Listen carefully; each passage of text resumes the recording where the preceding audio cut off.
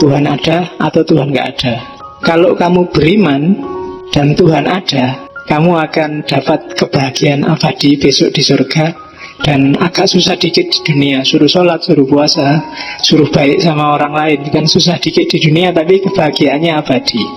Dan kamu beriman kok ternyata Tuhan nggak ada, ya rugi dikit tadi.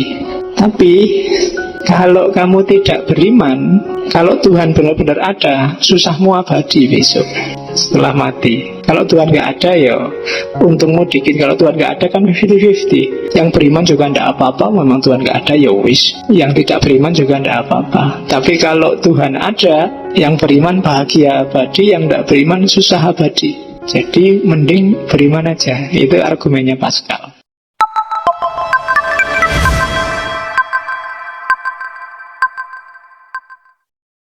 Yang ketiga, ini yang paling sering dipakai orang, argumen teleologis. Kadang orang menyebutnya argumen from the side. Jadi yang dilihat adalah alam semesta.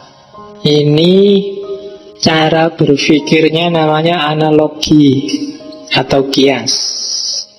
Lebih tepatnya lagi, jenis kias yang dipakai di argumen teleologis itu kias ghaib ala syahid, membuktikan yang tidak ada dengan yang ada, membuktikan yang tidak hadir dengan yang hadir.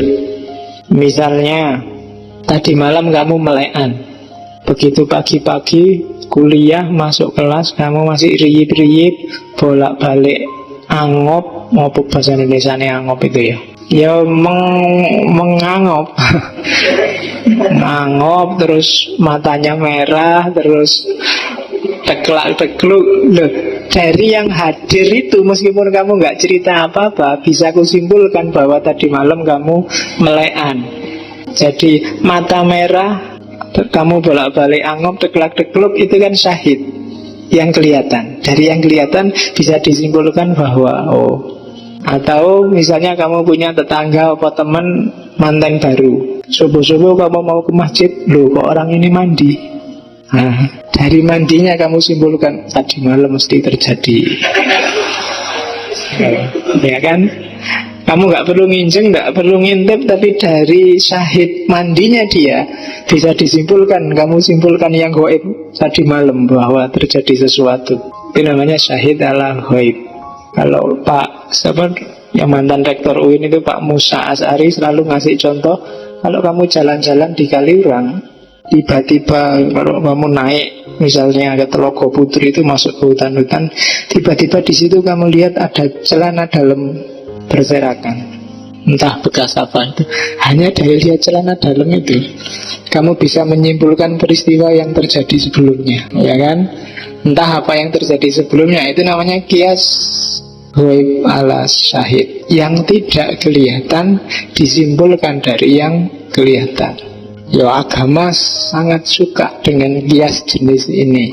Cuma para filosof sangat gampang bantah kias jenis ini. Masalahnya di situ. Kayak ini jenisnya, membuktikan Tuhan dari alam semesta.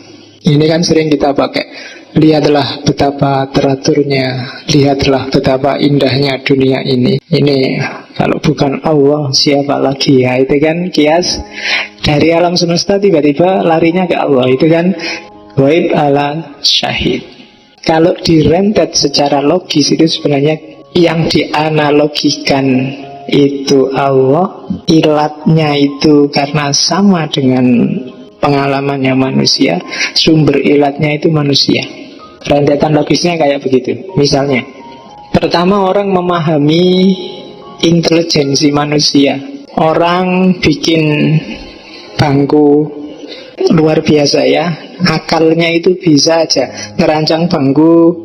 Karena ini di masjid buat ngaji, yo kira-kira pas buat orang duduk. Dipingilah cuma sekian senti. Kemudian lebarnya juga nggak perlu lebar-lebar sampai sana. Wong ini paling Quran besarnya berapa. Terus ini kan produk intelijensi. Bikin LCD dulu belum ada, tapi dengan akalnya manusia bisa ketemu. Kalau cuma segini, misalnya kalian sekarang ngaji, ayo dilihat di laptop ini mesti ngerubung di belakangku, sumpah kan. Gimana caranya? Ya biar bisa itulah. Terus ada teknologi ini. Nah itu kan hasil intelijensi. Pinter ya yang bikin ini. Kita sekarang jadi nyaman kan kayak gitu. Nah setelah lihat karya manusia ini, terus lihat, oh, coba lihat alam semesta itu. Mirip kayak desain laptop, mirip kayak desain LCD. Bikin kita nyaman, pas sekali sama kita. Matahari itu pas di situ. Kalau lebih dekat 10 cm mungkin sudah terbakar bumi, atau lebih jauh dikit kita bisa beku. Itu yang naruh di situ siapa kok? Pas sekali. Nah itu mesti Allah ada di sana main, Tuhan ikut main. Ada yang ngatur, ada yang naruh. Jadi premis pertama itu, premis kedua, alam semesta ini mirip kayak intelijensi hasil karya manusia yang bikin kita nyaman. Dia juga bikin kita nyaman, tapi dia skalanya besar, luar biasa. Jadi alam ini berarti juga produk intelijensi. Produk intelijensi itu berarti tidak asal. Tidak asal itu berarti ada tujuannya. Dirancang khusus untuk kepentingan tertentu. Itu namanya bertujuan. Bertujuan itu bahasa Yunaninya telos. Makanya argumennya disebut argumen teleologis. Ada desainnya. Sesuatu yang didesain itu kan berarti ada tujuan tertentu. Gelas itu didesain ada lubangnya di atas karena untuk minum. Coba lubangnya di bawah sudah habis begitu kalian ngambil. Itu kan desain namanya. Pintu ditaruh di samping atau depan rumah atau belakang rumah, tidak di atas. Kalau di atas kalian masuknya susah. Itu kan desain. Maksudnya bikin rumah pak, pintunya tak taruh di atas. Kalau naik pakai tangga, terus nggak perlu tembok, pakai kaca aja semua. Pintunya di atas, jadi kalian masuk rumah kayak kerupuk nyemplung itu. Oke. Lo itu argumen from design. Segala sesuatu ada tujuannya. Alam semesta ini kompleks, desainnya pas. Bahkan desain tubuh kita kan pas. Mata dua di sini, hidung di sini, telinga di sini, itu kan pas. Kalau mata di samping kan agak susah kamu. Di depan nggak kelihatan, tapi kalau ada cewek lewat sana kelihatan. Kalau iya, kamu tidak perlu ngelirik. Kamu jalan biasa aja, tiba-tiba sweet karena sudah kelihatan dari sini. Nggak perlu noleh. Tapi kan nggak enak kalau kamu mau nangis gini-gini, nggak bisa gini, ya kan? Jadi Allah merancangnya pas. Konstruksi tangan, titik siku, titik semuanya pas. Itu mesti tidak kebetulan. Sudah, karena Allah tahu sampai masa depan itu dirancang detail sampai kecil sehingga pas buat kita.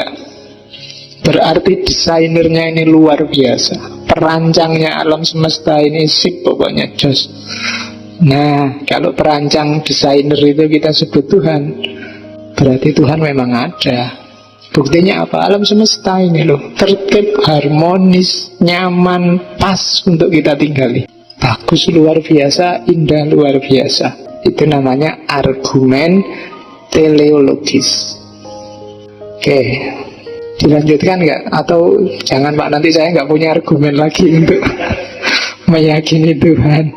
Ini juga ada bantahannya. Banyak filosof yang bantah argumen from design. Kita lihat ya. Yang ini tetap untuk bahan ceramah, yang ini jangan. Ya kan yang paling sering diceramahkan yang tadi kan, yang desain itu kan. Lihatlah alam semesta, bagaimana Allah menciptakan langit, bumi, bintang-bintang kan gitu. Nah, kritiknya tak tunjukkan yang paling sadis ngeritik itu David Hume.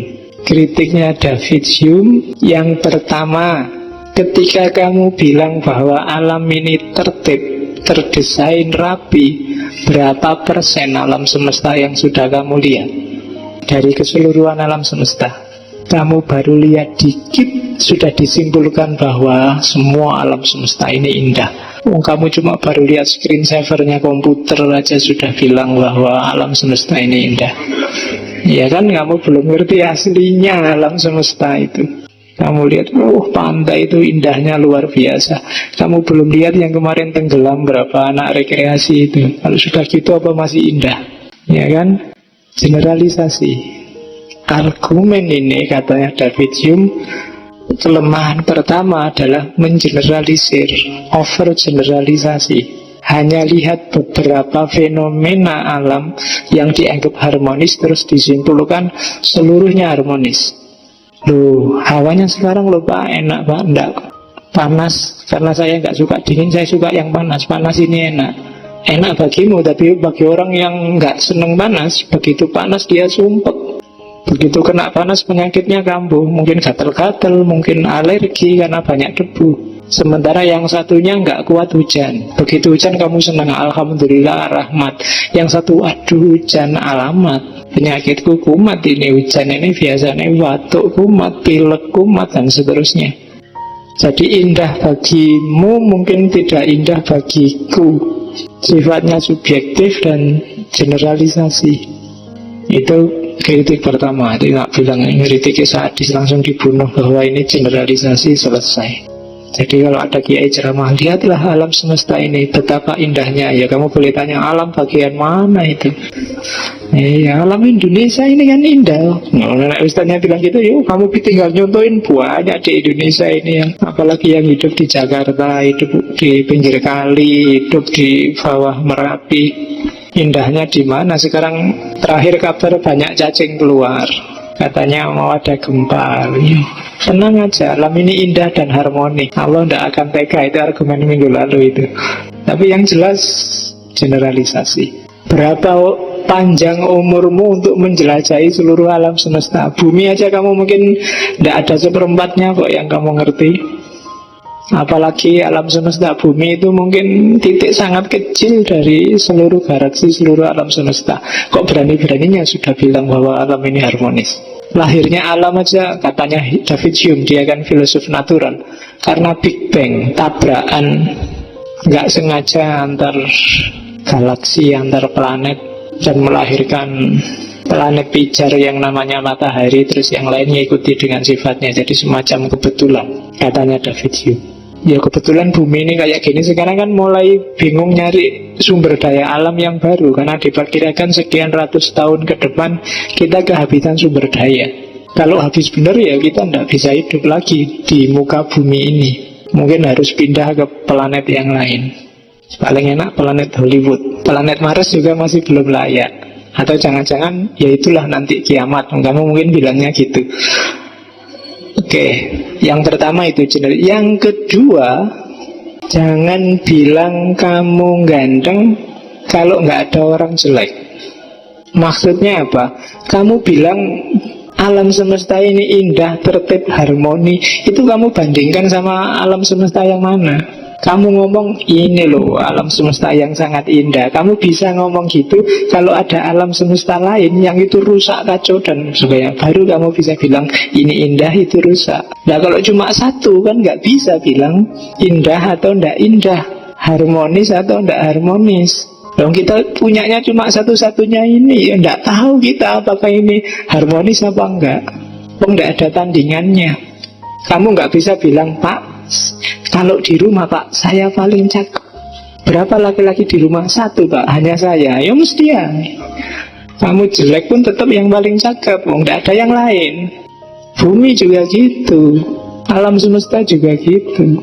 Kita nggak ngerti tandingannya, ya jangan bilang ini indah. Kalau ngerti tandingannya baru kamu bisa bilang, nah lihat alam yang sana itu rusak kan? Nah kita indah. Alam semesta loh ya, nggak cuma bumi. Argumennya kan itu alam semesta. Jadi indah dan tidak indah pun nanti sifatnya juga relatif. Kayak tak bilang tadi, bagimu indah, nyaman, luar biasa. Bagi yang lain bumi ini sudah semakin panas, semakin rusak, semakin kacau. Apalagi orang-orang yang tersiksa, terpinggirkan, susah lagi nanti bilangnya. Itu kan makanya kalau kamu ceramah, alhamdulillah Bapak Ibu kita tinggal di bumi yang gemah ripah roh jinawi. Kamu yang tidak punya duit kan paling gerundel, roh jinawi apa? Mangan sudah mikir nanti makan apa masih bingung, kita dianggap makmur. Bapak Ibu yang berbahagia, bahagia apa nih? Ini lagi sumpah mau garap tesis juru berbahagia gimana? Nah, iya. Bahagia tidak bahagia itu kan melihatnya dari mana dulu. Kan kadang-kadang motif-motif kan gitu. Oke, Bapak Ibu yang dimuliakan Allah, dimuliakan gimana? Dosen pembimbing aja nggak memuliakan sama sekali, marah-marah. Capek-capek ngeprint dioret-oret mulai halaman awal sampai akhir. Oke, itu bantahan kedua. Bantahan ketiga, tadi kan sumber analoginya manusia, maka hasilnya adalah antropomorfis. Desainer besar yang luar biasa itu sama dengan manusia besar yang luar biasa. Dan kalau agama-agama kan nggak mau, apalagi Islam, Tuhannya antropomorfis. Allah itu tidak sama sekali dengan makhluk. Tapi dengan menggunakan logika ini, Tuhan itu jadi antropomorfis. Dia beraksi, dia bertindak kayak manusia menciptakan bangku. Jadi dia punya akal, punya keinginan, punya gaya kayak manusia. Karena memang sumber analogi, sumber kiasnya yang awal manusia. Jadi hasilnya mesti dibayangkan Tuhan adalah manusia yang super. Akhirnya mesti begitu. Karena awal argumennya manusia. Nah itu kritiknya David Hume. Terus yang keempat, minggu lalu, problem kejahatan. Ya buktinya ada tsunami, ada banjir, ada gempa bumi. Dari mana kita bilang Tuhan itu maha indah, Tuhan itu maha desain? Dia pingin desain kayak apa kalau bikin tsunami? Apa sudah bosan dengan desain sekarang? Bersihin aja lah semuanya, seret. Dengan tsunami kan cepet, dengan banjir kan cepet, bikin gempa bumi seret, ambruk semua. Kita bikin sekarang Bantul yang baru. Apa gitu? Kejahatan. Jadi kritiknya David Hume, kalau kita masih pakai argumen from design, hasil akhirnya kita akan tabrakan dengan dunia yang sudah mulai rusak. Apa kalau memang sudah mulai rusak gini Tuhannya nggak ada? Apa Tuhan sudah cuek? Apa kayak katanya Ebit GAD itu Tuhan sudah mulai bosan? Ya kan? Ya mungkin enggak lah. Bosan itu kan karena nggak ada variasi. Sekarang manusia itu kan variatif sekali. Dosanya juga nggak monoton, macam-macam. Lah ya itu kan nggak bikin bosan, tau mesti juga apa bikin ngerti lagi. Jajal mau bikin apa lagi? Oh, prostitusi aja sekarang variasinya macam-macam, sabu variasinya macam-macam, sampai coklat sampai semuanya ada sabunya. Oh, itu kan malaikat dan Tuhan itu mesti tertarik, luar biasa seneng. Oh, ternyata manusia tidak membosankan, kreatif. Oke, itu kritiknya David Hume. Kita nggak lihat bagian bumi yang rusak sih, lihat yang bagus-bagus saja. Makanya kesimpulannya gitu. Oke, dulu zaman gempa itu, saya Jumatan di Masjid UIN itu, makmumnya lari semua, khotibnya mencoba bertahan, akhirnya lari juga. Nah, iya, lo kan itu gempa susulan banyak itu waktu habis.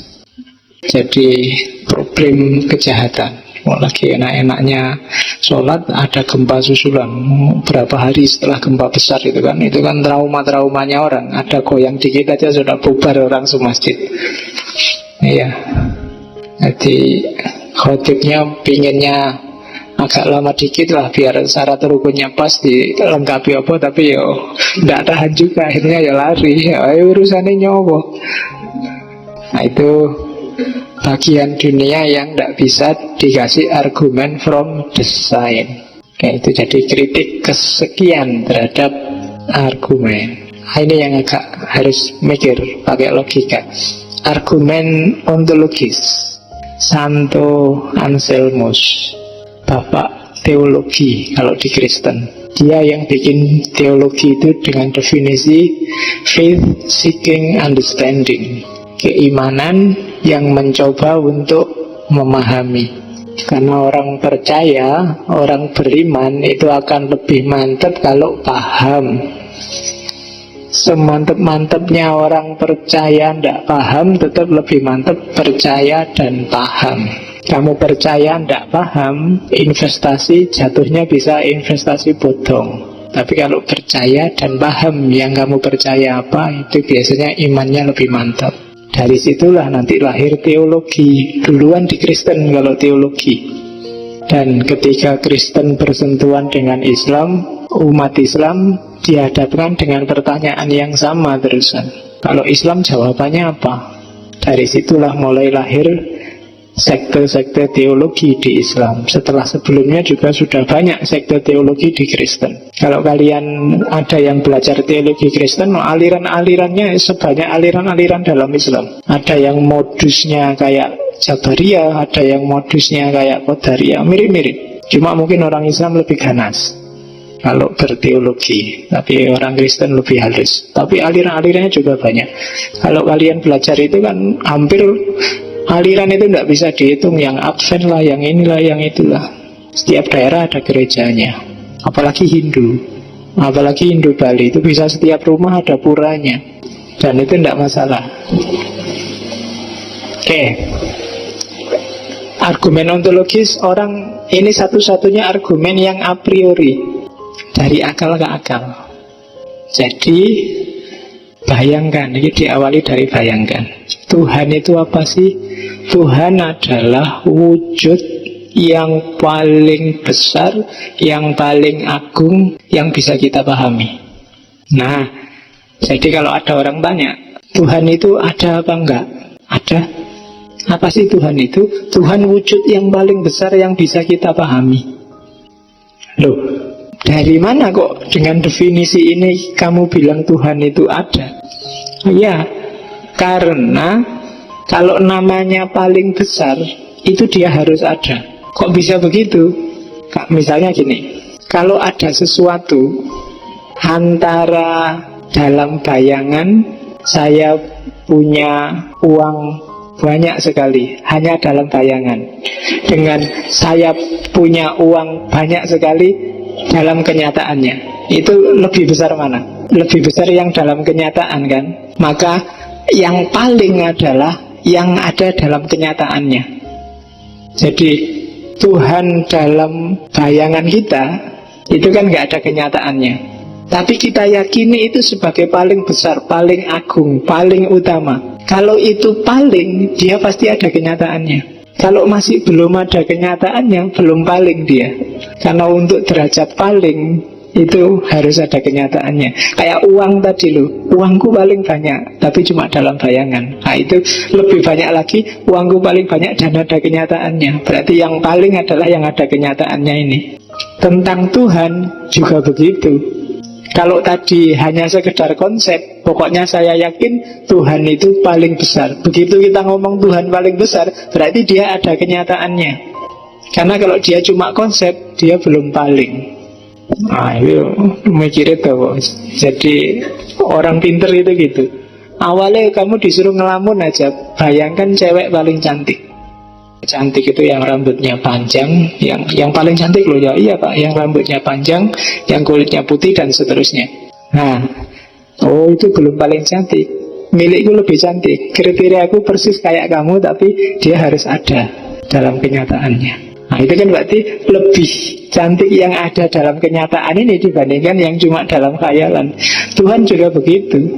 Awalnya cuma kita yakini aja kan dia zat yang paling besar. Tapi begitu kita yakini dia zat yang paling besar, berarti dia harus ada, pasti ada dalam realitas. Kalau dia nggak ada, dia belum paling besar. Karena antara cuma konsep dengan ada kenyataannya, lebih besar yang ada kenyataannya. Maka yang paling besar ini harus ada kenyataannya, karena kita kasih atribut paling. Nah, itu argumennya Santo Elsemus. Jadi nggak perlu capek-capek lihat alam semesta, sambil nongkrong aja dipikir, dirumuskan pakai akal. Tuhan pasti ada. Kenapa? Karena kita yakin dia paling besar, paling agung, paling... Oke. Sekarang kita lihat kritiknya. Yang mengkritik keras Anselmus ini Immanuel Kant. Yang pertama, pikiran-pikirannya Anselmus itu tetap sifatnya a priori. Kenapa? Nggak ada pembuktian empirisnya. Sedahsyat apapun, mbok kamu tadi bilang ini nyata, ini nggak nyata, semuanya kan bulatnya di pikiran. Kalau masih dalam pikiran saja, ya tetap a priori, dari akal ke akal. Tidak bisa disimpulkan kenyataan. Itu hanya ngomong di kritik yang kedua bahwa Tuhan itu ada, dan yang satu ngomong konsep tentang Tuhan, yang satu ngomong konsep Tuhan yang benar-benar ada. Jadi kritik pertamanya kan itu. Kritik keduanya Immanuel kan, kesalahan besarnya Anselmus adalah mencampur antara first order predicate dan second order predicate. First order predicate itu predikat yang nambah sesuatu pada barangnya. Misalnya mikrofon ini warnanya hitam. Hitam ini first order, nambah sesuatu, keterangan tentang mikrofon ini. Tapi yang second order itu nggak nambah apa-apa. Kalau saya ngomong mikrofon ini ada, itu kan nggak nambah apa-apa, karena begitu aku ngomong mikrofon ini, ya mesti ayo ono. Itu namanya first order. Ya kayak kamu kalau ditanya tadi loh, gimana pacar kriteriamu yang kamu cari kayak gimana? Saya nyari pacar yang putih, Pak, yang rambutnya panjang, yang kakinya 4, yang misalnya contoh ini misalnya. Terus contoh ini. Nah, yang satunya kalau kamu ceritanya, ya saya persis kayak dia sih, Pak, rambutnya panjang, kulitnya putih, tapi harus ada, Pak. Nah, itu seolah-olah yang kedua ini lebih pintar. Atau kamu selalu bilang hidup, Pak, misalnya. Seolah yang kedua ini lebih pintar. Tapi kalau bagi Immanuel kan itu yang kedua ini justru lebih bodoh. Kenapa? Dia tidak ngerti membedakan first order predicate dan second order predicate. Kalau aku tanya pacar yang kamu inginkan, itu maksudku berarti yang first order ini. Ya mesti wes ono, cuma cirinya yang kayak gimana. Itu kan kadang-kadang kamu, wah pinter kamu, ditambahi kok kulitnya putih, rambutnya panjang dan ada. Itu kayak lebih pinter yang ini, tapi ini lebih bodoh. Tidak ngerti level pembicaraan. Gitu loh. Itu kesalahan yang dilakukan oleh Anselmus. Level ngomongnya kacau, jadi bulat, tidak jelas. Nah, itu kritik dari Immanuel Kant terhadap Anselmus. Kalau ini argumennya Pascal, sudah sering tak sebut. Taruhan, kalau kamu bingung-bingung, main judi aja untuk percaya Tuhan. Tuhan ada atau Tuhan nggak ada. Kalau kamu beriman dan Tuhan ada, kamu akan dapat kebahagiaan abadi besok di surga. Dan agak susah dikit di dunia, suruh sholat, suruh puasa, suruh baik sama orang lain, kan susah dikit di dunia, tapi kebahagiaannya abadi. Dan kamu beriman kok ternyata Tuhan nggak ada, ya rugi dikit tadi ruginya. Tapi kalau kamu tidak beriman, kalau Tuhan benar-benar ada, susahmu abadi besok setelah mati. Kalau Tuhan nggak ada, ya untungmu dikit. Kalau Tuhan nggak ada kan 50-50. Yang beriman juga tidak apa-apa, memang Tuhan nggak ada, ya wis. Yang tidak beriman juga tidak apa-apa. Tapi kalau Tuhan ada, yang beriman bahagia abadi, yang tidak beriman susah abadi. Jadi mending beriman aja. Itu argumennya Pascal. Yo, saya tidak perlu ngeritik argumen ini. Ini argumen spekulatif, spekulasi. Ini tidak membuktikan apa-apa tentang Tuhan benar ada apa enggak. Ini kan cuma nyari jalan aman. Wis percaya wae ben selamat kan gitu. Ya, tidak ada argumennya. Jadi yo, kalau kepepet kalian boleh pakai senjata akhir ini. Ya, senjata pamungkasnya ini. Kalau kalian diajak debat susah jawabnya untuk punya Tuhan apa enggak, karena kalian beriman pakai argumen ini. Paling enggak ya pakai Pascal lah. Biar aja kamu enggak beriman, yang penting besok kalau ternyata Tuhan enggak ada, ya enggak apa-apa. Kita nasibnya sama, wong enggak ada Tuhan. Tapi kalau Tuhan ada, nasibmu, kamu akan susah abadi di akhirat. Aku seneng abadi di akhirat. Nah ini finalnya itu. Cuma itu tadi, ini senjata rahasiamu aja kalau sudah kepepet. Atau argumennya Immanuel Kant. Saya sering cerita ini jadi nggak usah tak ulang. Katanya Immanuel Kant ya, Tuhan harus ada untuk jadi panitia hari kiamat. Ya kan? Sebenarnya ini pikiran basisnya kan moralitas. Manusia wajib bermoral. Untuk bikin manusia mau bermoral, syaratnya 3. Bebas, ada kebebasan, ada keabadian, dan ada Tuhan. Keabadian berarti harus ada hidup sesudah mati. Kenapa? Karena kalau nggak ada 3 hal ini, orang nggak akan mau berbuat moral. Kalau nggak ada kebebasan, moralitas nggak ada harganya. Ya kan? Kamu memperkosa orang kok dipaksa, nggak ada harganya. Kamu nggak bisa disalahkan. Kamu kok merkosa orang sampai 5 kali? Saya dipaksa, Pak. Kalau nggak diperkosa dibunuh saya, Pak. Nah, itu kamu kan nggak bisa disalahkan. Kok kamu korupsi sampai 2 triliun? Saya dipaksa, Pak. Dipaksa keadaan. Oke. Kalau dipaksa berarti tidak bernilai perbuatanmu. Maka harus ada kebebasan. Yang kedua, kenapa harus ada hidup sesudah mati, harus ada hidup abadi? Karena banyak orang bermoral yang hidupnya sumpek sampai mati.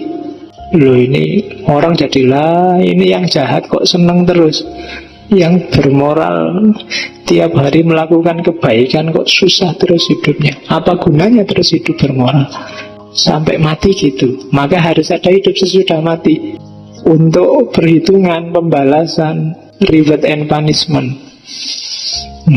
Sesudah mati harus ada itunya. Cuma untuk bisa menjalankan sistem reward and punishment ini kan harus ada panitianya.